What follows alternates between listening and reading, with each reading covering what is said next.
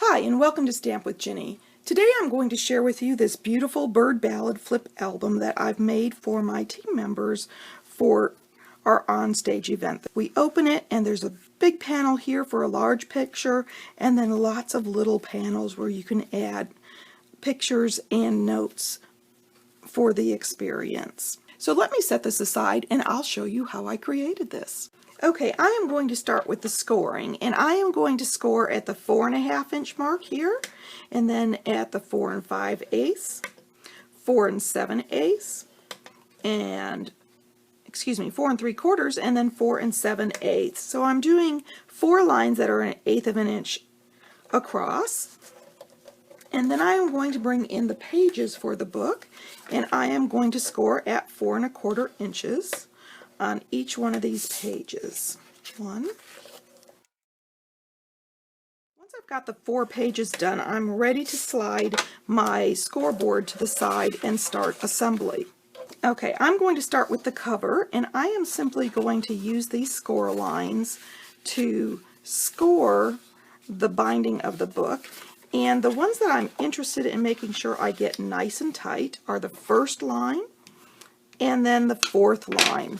The 2 lines in between are going to give me the ability to hold more bulk in my book, and so they're really just to help break the fibers down and make that binding a little more flexible. So once I've got that done, I'm going to bring in my pages, and I am going to fold on the score line and score them with my bone folder. There we go. I've got all 4 done, and I'm ready to apply my adhesive. You can use your tear and tape for this. It's a little easier to work with. And so I am going to put 2 rows down each one of these flaps.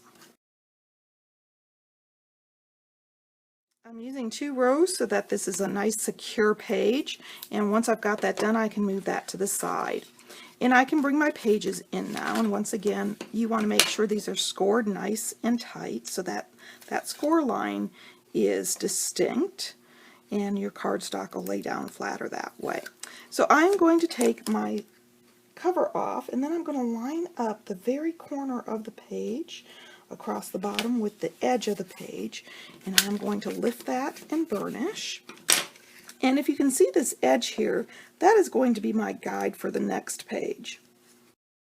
So once I've got the tape protective cover removed, I'm going to lay that down on the edge again, and I'm going to make sure that this fold line is right there on that edge of the page, and I'm going to lay that down and then move to the next one. And I'm going to repeat until I have all 4 pages down in my book.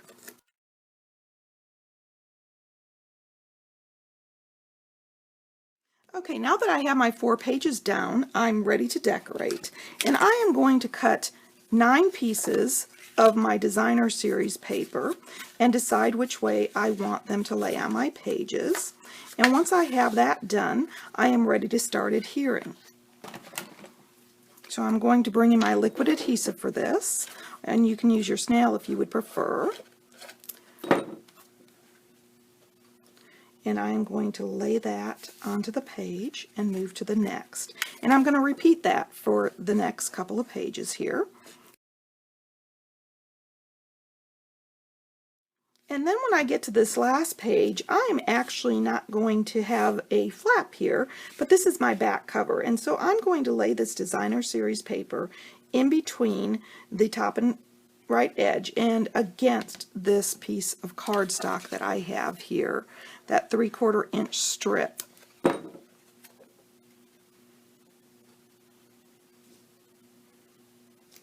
There we go. And at this point, I can decide on what papers I want to put on the back here.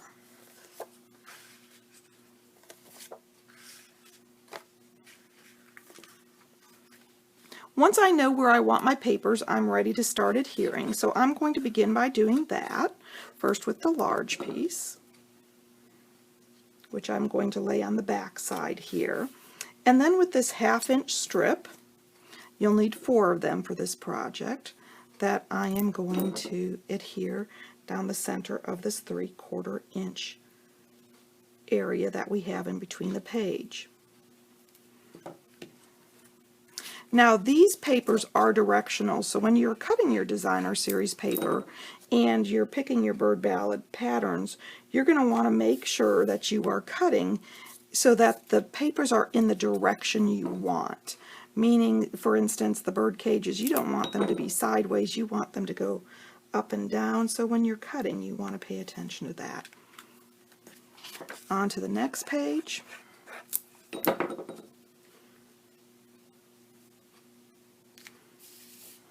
And the 1/2 inch strip again.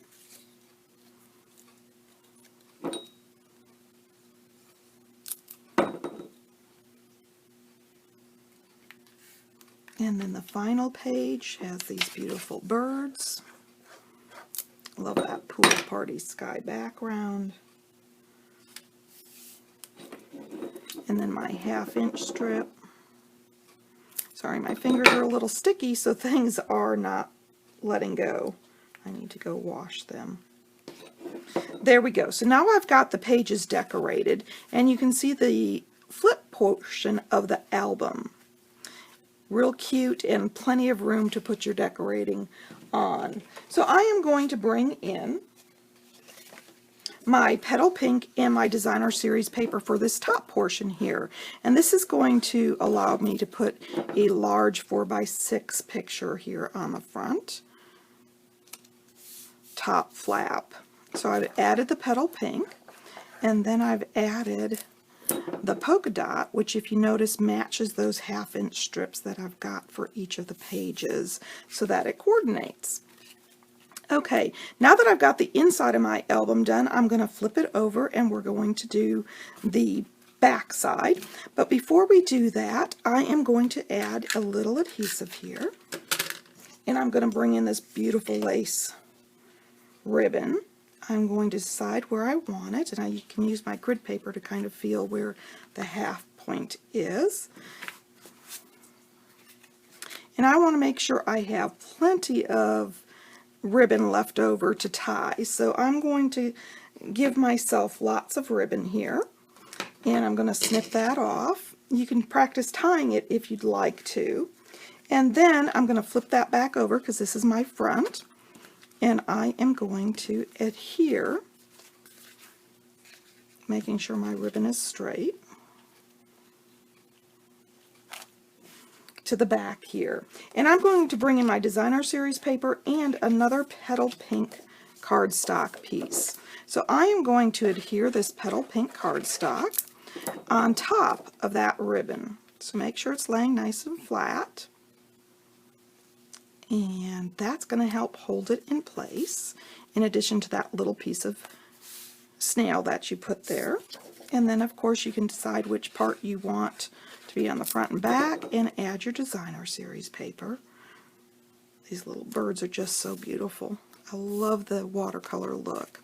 Okay, now on the front, I am not going to take my ribbon and put it under there. I am simply going to lay the panel here on the front, and then I'm going to take my Bird Ballad Designer Series paper and add a piece of that on top. And at this point I am ready to decorate and put my sentiment on.